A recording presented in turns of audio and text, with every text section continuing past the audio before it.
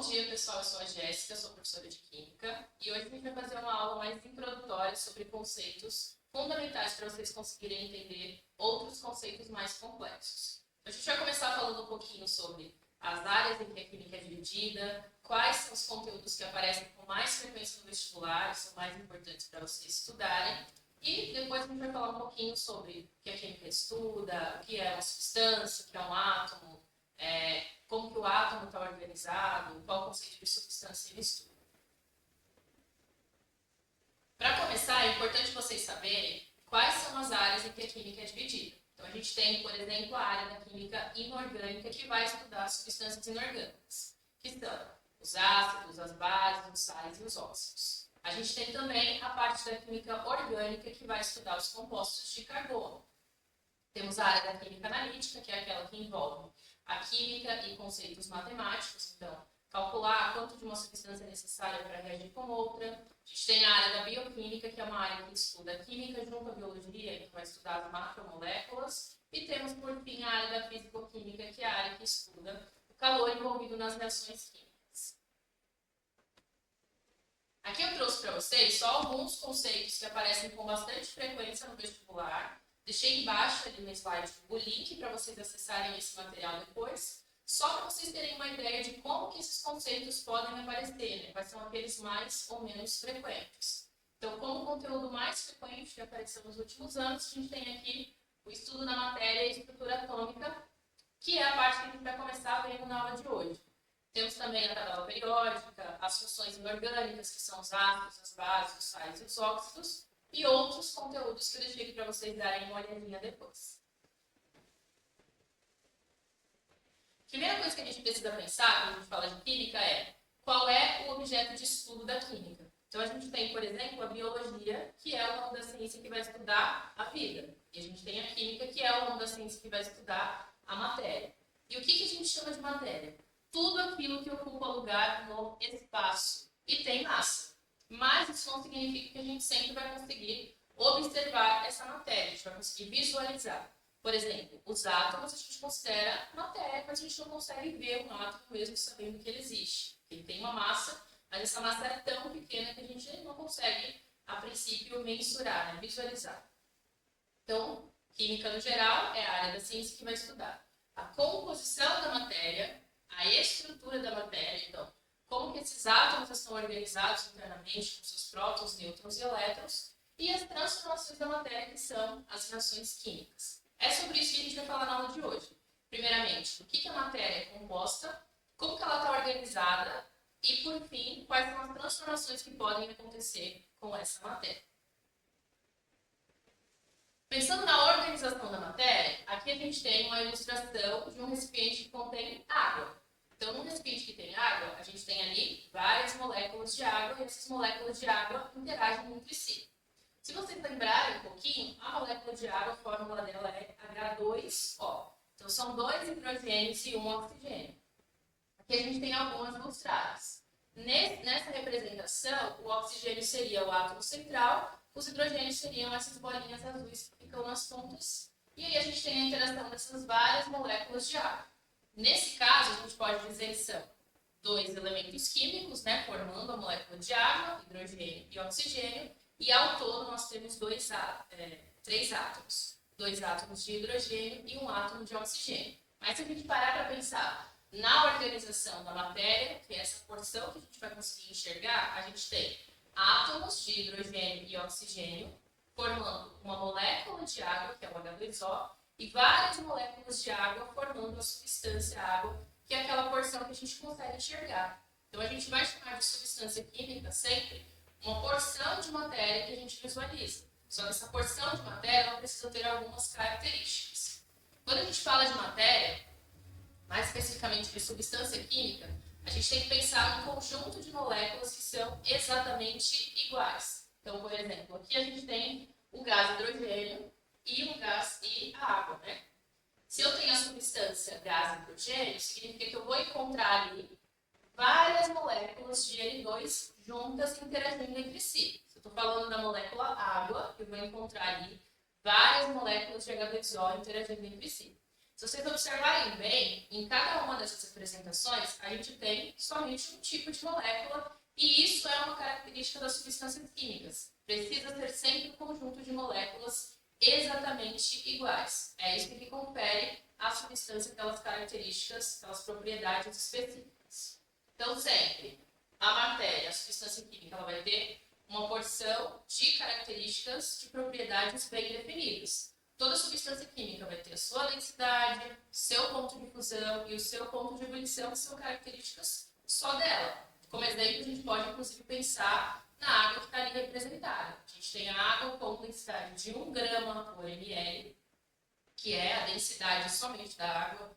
A gente tem o ponto de fusão da água como sendo 0 graus e o ponto de ebulição da água como sendo 100 graus Celsius. Então, são características que são conferidas somente à água. Outras substâncias vão ter outras propriedades.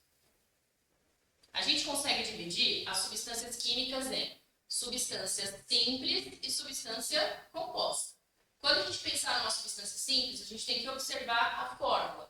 E ali, quando a gente observa a fórmula N2, nós vamos visualizar que a molécula que a gente tem ali é o N2, só que ela é formada por um único elemento. E aí é importante a gente saber diferenciar elemento de átomo.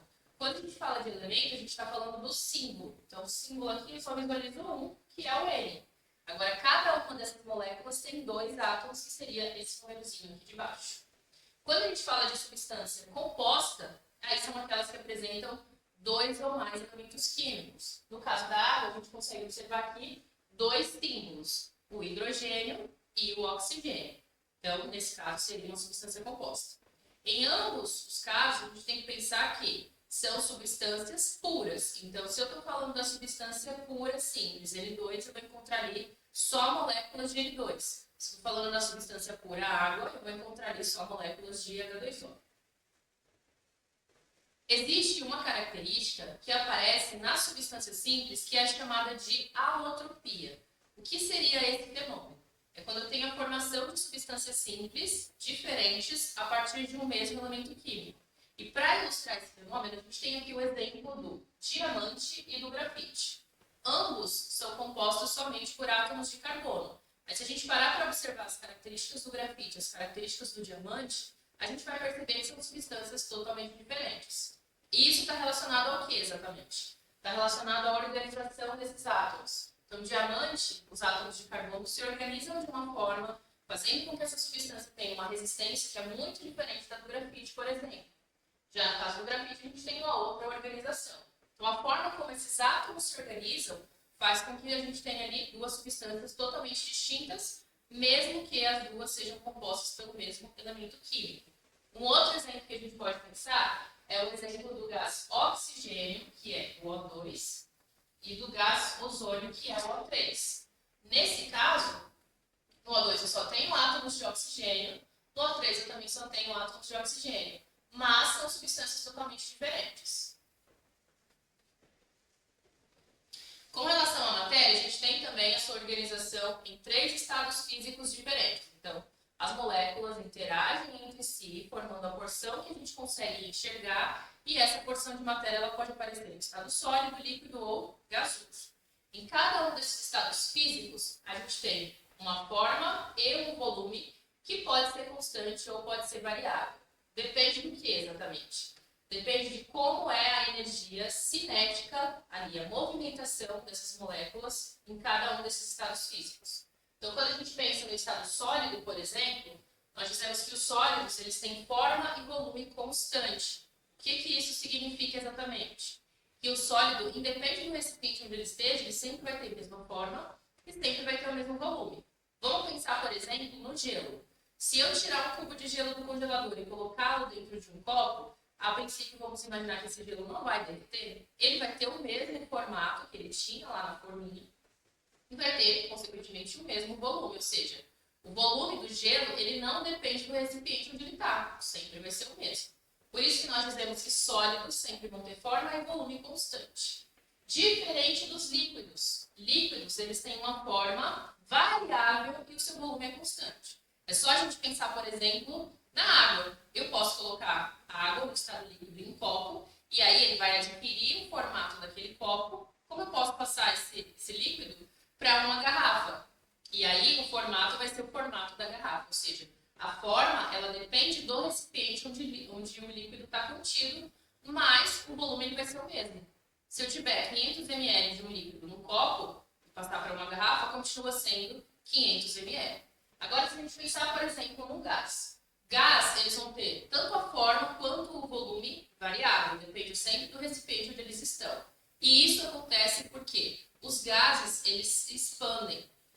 As moléculas, elas tendem a se afastar o máximo possível. Então, se eu tiver um gás, por exemplo, dentro de uma sala, esse gás não vai ficar só numa região daquela sala. Ele vai se espalhar por toda a sala, ocupando todo o espaço, que é a forma e, consequentemente, o volume também.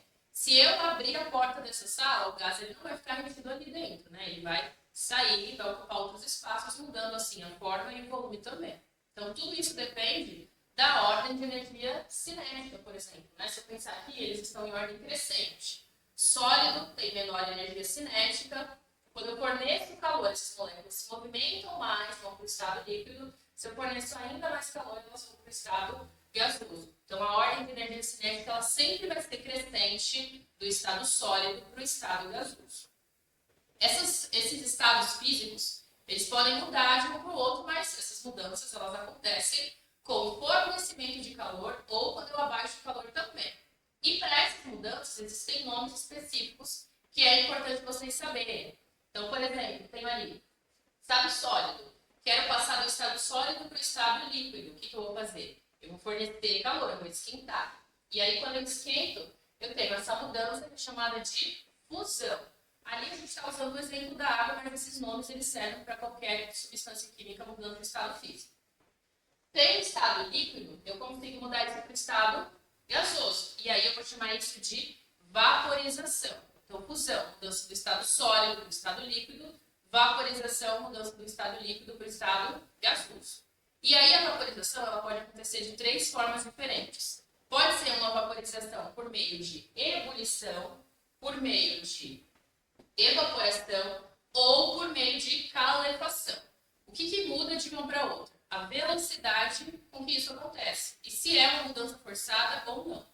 Por exemplo, quando eu coloco a roupa para secar no varal, a princípio essa roupa está molhada, com o passar do tempo ela vai secando. Por quê? Porque a água que está ali ela vai evaporar. Então, naturalmente, a água que está na roupa ela vai passar do estado líquido para o estado gasoso, sem eu precisar forçar aquela mudança. Né? Mudança natural. Claro que tem absorção de calor, mas é uma mudança natural. Não precisa necessariamente atingir o ponto de ebulição da água, que são 100 graus Celsius. Agora, quando eu falo de ebulição, aí sim, a temperatura de ebulição precisa ser atingida, que são esses 100 graus Celsius. Por exemplo, quero fazer um café, eu não vou esperar a água naturalmente esquentar. Eu preciso fornecer calor para essa água ferver, ou seja, ela vai atingir os 100 graus Celsius e aí sim eu consigo fazer o café. Agora, a calefação é uma mudança muito mais rápida. É uma mudança instantânea, nós dizemos. Então, quando eu pego, por exemplo, uma panela muito quente e coloco embaixo da torneira, naturalmente a água vai virar vapor. Então, é quase que instantâneo. Então, calefação é uma mudança muito rápida. O que diferencia uma da outra sempre é a velocidade com que essas mudanças acontecem. Então, um pouco de cuidado na hora de determinar se é ebulição ou se é evaporação. Né? A gente não pode falar, por exemplo, que a água evapora a 100 graus. Está errado. A água vai evaporar a temperaturas mais baixas. O que acontece é a ebulição. Então, a água entra em ebulição a 100 graus Celsius. As mudanças contrárias a esse processo vão acontecer quando a gente abaixa a temperatura. Então, para que eu tenha fusão ou vaporização, eu preciso fornecer calor. O contrário, eu preciso retirar o calor. Então, se eu tenho a mudança do líquido, do gasoso para o líquido, eu vou chamar isso de liquefação ou de condensação. Se eu tenho uma mudança do estado líquido para o estado sólido, aí eu vou chamar isso de solidificação. E se eu tiver uma mudança direta do estado sólido para o estado gasoso ou o contrário, aí a gente vai chamar isso de sublimação. Então, no geral, essas são as mudanças. Dá para a gente representar essas mudanças através de gráficos. E gráfico é uma habilidade, né? Interpretar um gráfico é uma habilidade que vocês precisam ter para fazer uma prova, como por exemplo o Enem ou qualquer outro vestibular. Então aqui a gente tem um gráfico que mostra o comportamento de uma substância química. Então lembrem, substância é algo puro. Quando eu tenho água pura, por exemplo, e eu for aquecendo com o passar do tempo, ela vai se comportar dessa maneira. Então, aqui a gente tem dois eixos nesse gráfico, né? O eixo Y, que nesse caso indica a temperatura, e temos o eixo X, que nesse caso vai indicar o tempo. Então, o que eu estou verificando aqui? Eu estou verificando como que essa substância se comporta quando eu aumento a temperatura com o passar do tempo. Aqui a gente está falando da substância água, mas vocês vão observar que esse comportamento ele se repete para qualquer outra substância química. A diferença vão ser os pontos de fusão e de ebulição. Como cada substância química tem a sua, aqui a gente vai observar as temperaturas que vão ser diferentes para outros gráficos, né? Então, eu tenho aqui, por exemplo, a 0 graus Celsius. Se a gente pensar na água, em 0 graus ela vai estar na forma de gelo. A qualquer temperatura abaixo disso, eu vou continuar tendo o estado sólido. Atingir 0 graus, a água começa a passar pela fusão. Fusão é a mudança do estado sólido para o estado líquido. E aí, vocês vão observar nesse gráfico que, por um tempo, essa temperatura ela não muda, ela permanece constante. Então, fica retinho ali no gráfico. O que isso indica? Toda vez que vocês observarem essas faixas constantes no gráfico, significa que a gente está tendo ali uma mudança de estado físico. A primeira mudança sempre vai ser a fusão. Então, a fusão, a mudança do sólido para o líquido está acontecendo nesse gráfico aqui em 0 graus. E aí, a gente tem dois estados físicos coexistindo. Eu vou ter, nesse caso, o sólido e o líquido, né? No caso da água, gelo mais água líquida. Até que todo gelo vire líquido, a temperatura se mantém em 0 graus. Ela não vai mudar, fica retinha. A partir do momento em que todo gelo virou líquido, aí a temperatura vai subir novamente. E aí eu vou ter somente estado líquido. Atingir 100 graus Celsius, aí a gente já vai ter a mudança do estado, né, do estado líquido para o estado gasoso, que é o que a gente chama de vaporização. Durante toda a vaporização, mais uma vez, essa temperatura vai permanecer constante, até que todo líquido vire vapor. E por fim, quando todo líquido virar vapor, aí a gente vai ter a temperatura subindo novamente, só estado de vapor. Então, observem nesse gráfico que é como se ele fosse uma escadinha. A gente tem primeiro estado sólido mais líquido, temperatura sobe, estado líquido mais gasoso, temperatura sobe. Toda substância pura sempre vai se comportar dessa maneira, independente se ela é substância simples ou substância composta. Toda vez que vocês observarem essa escadinha no gráfico, esse gráfico ele mostra o comportamento de uma substância, então de algo que está puro. Já quando eu não tenho uma substância, aí a gente vai chamar isso de que exatamente? A gente vai chamar isso de mistura. Então, se a gente parar para pensar na água que a gente bebe, essa água ela não tem só moléculas de H2O. Então, ela não está necessariamente pura, tem outras substâncias dissolvidas ali. As misturas, elas não vão reagir entre si, né? Os componentes daquela mistura. Então, vamos pensar, por exemplo, em água mais sal de cozinha. Coloquei no mesmo recipiente água e sal. Eles vão interagir entre si, mas não necessariamente vai ser uma reação química. Nesse caso, a gente tem uma mistura.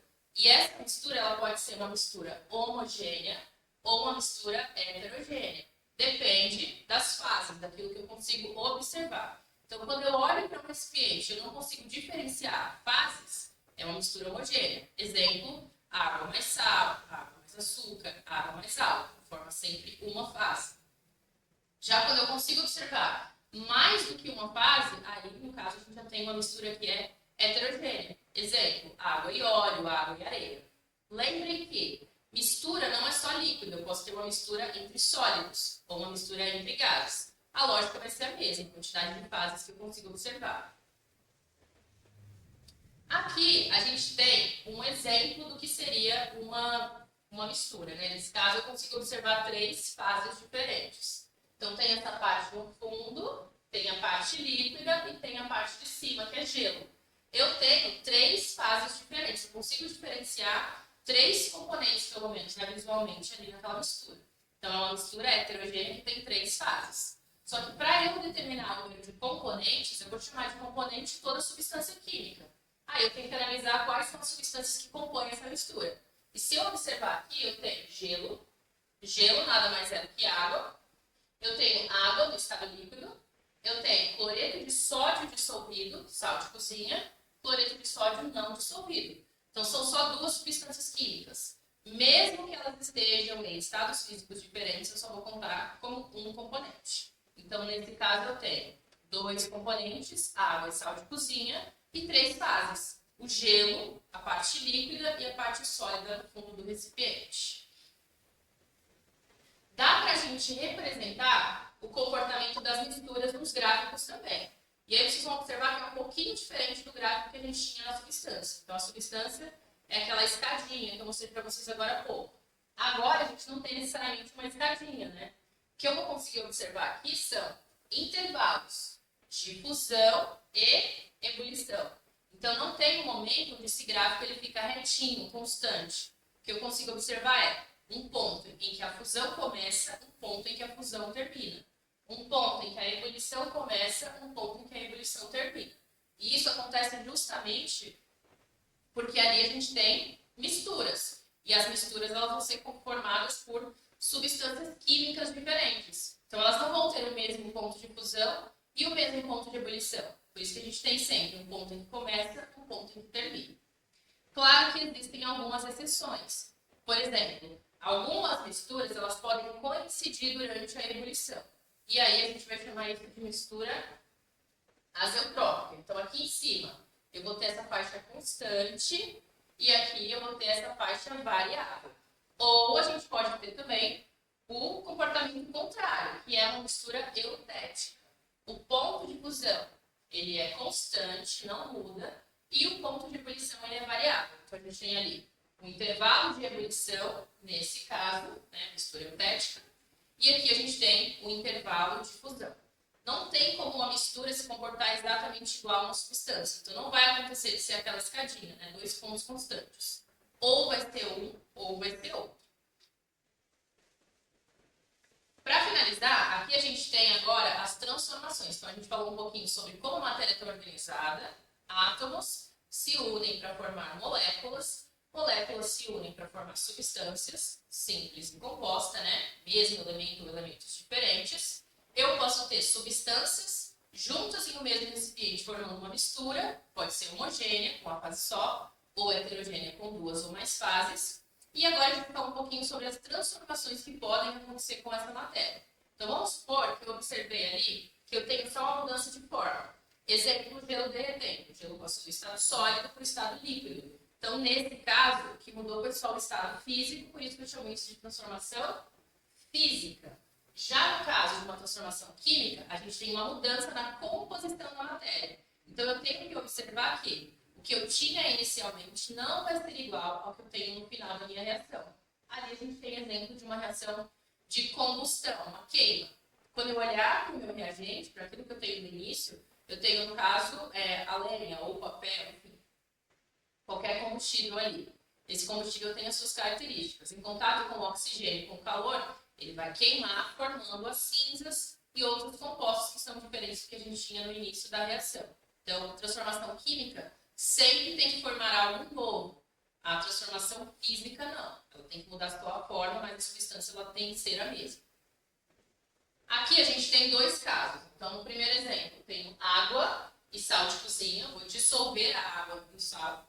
E aqui eu tenho gelo. Se a gente parar para pensar, a princípio parece que o primeiro é uma transformação química, o segundo aqui é uma transformação física. Só que nesse caso, a gente vai considerar que os dois são processos de transformação física, porque eu não estou formando algo diferente. Quando eu dissolvo o sal de cozinha na água, continua sendo sal de cozinha e água. O que muda é só o estado físico. Então, a princípio, eu tenho sal no estado sólido. Coloquei em água, ele vai para o estado que eu chamo de aquoso. Então, toda vez que vocês observarem lá um aquê, dessa forma assim, do lado da substância química, significa que aquela substância química ela está dissolvida em água. Então, aqui eu tenho sal de cozinha, no estado aquoso, é a mesma substância, e aqui eu tenho gelo derretendo. Nos 2 casos, é um processo de transformação física. Como é que eu vou fazer, então, para identificar se o meu processo é químico ou físico? Existem algumas características que a gente vai conseguir observar. Então, observei lá no processo que houve uma mudança de cor. Provavelmente é uma reação química. Claro que a gente não pode generalizar, mas vamos pensar numa fruta apodrecendo. Ela muda de cor nesse processo. Reação química. Aqui a gente tem o exemplo da formação do ferrugem. O pré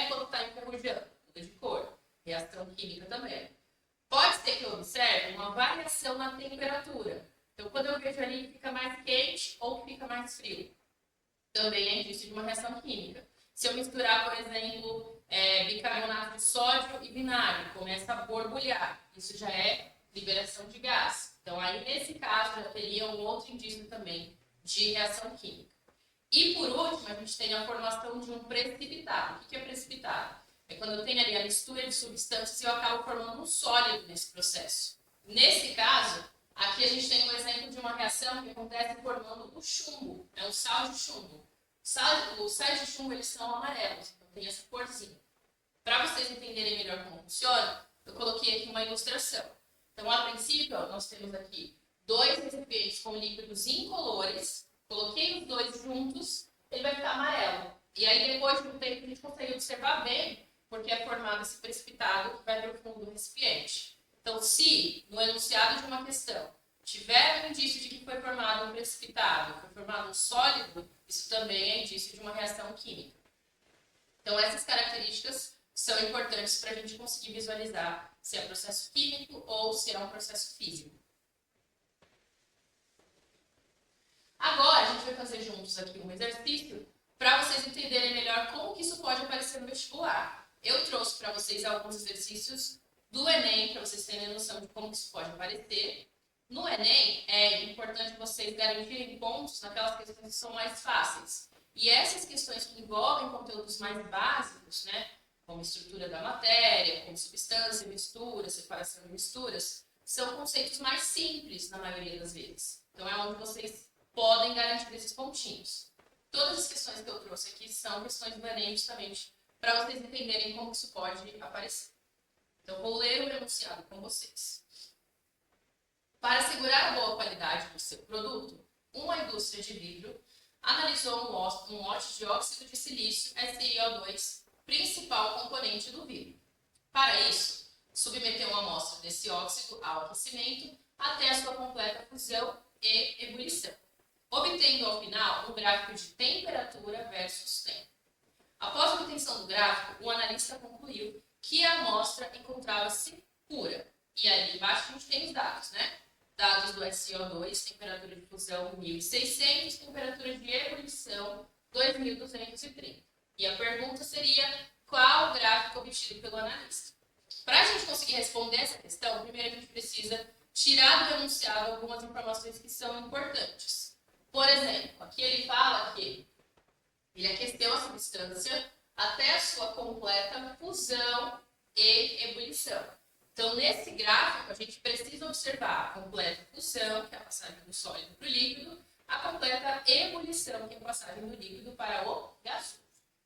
Outra coisa que ele diz aqui que é importante é que, no gráfico, ele concluiu que a amostra encontrava-se pura. Se eu estou falando de algo puro, estou falando de uma substância. Misturas não são puras, misturas são conjunto de várias substâncias. Então, eu tenho que buscar nessas informações, nas alternativas, um gráfico que ilustra o comportamento de uma substância, e não de uma mistura.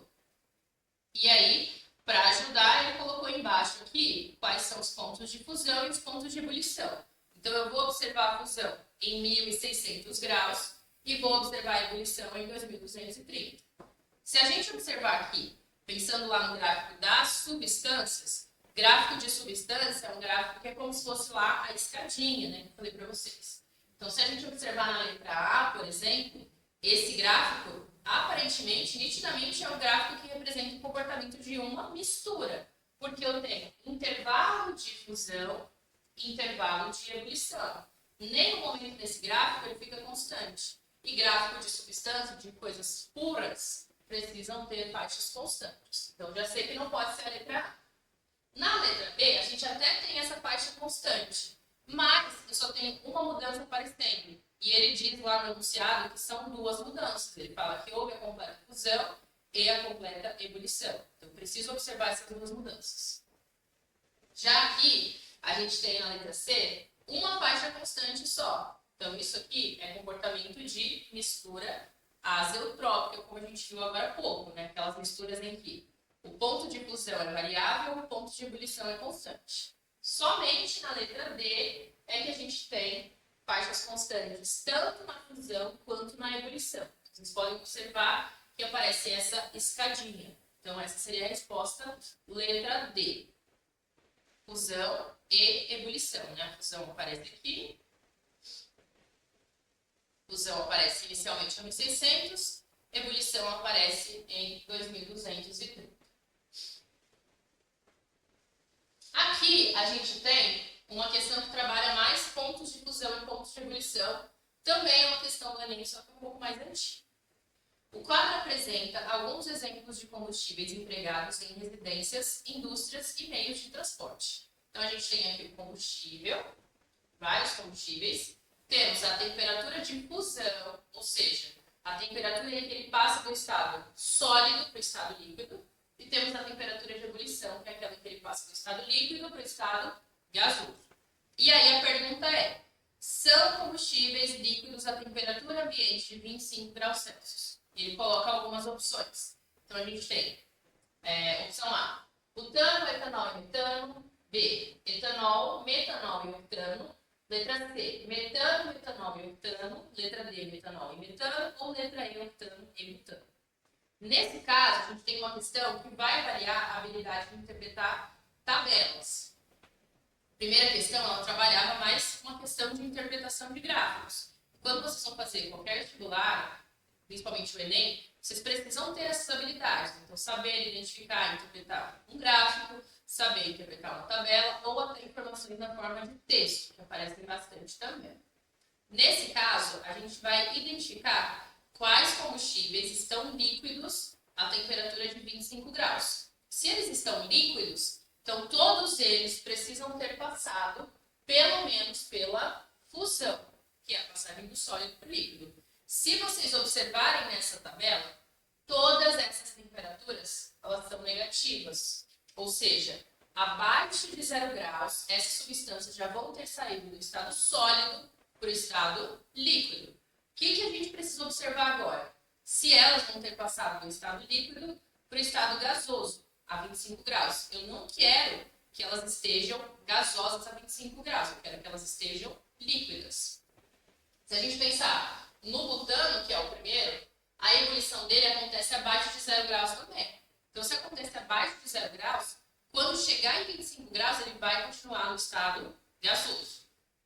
O etanol, por outro lado, a ebulição dele acontece em 78 graus. Ou seja, para que ele saia do estado líquido e vá para o estado gasoso, ele precisa chegar em 78.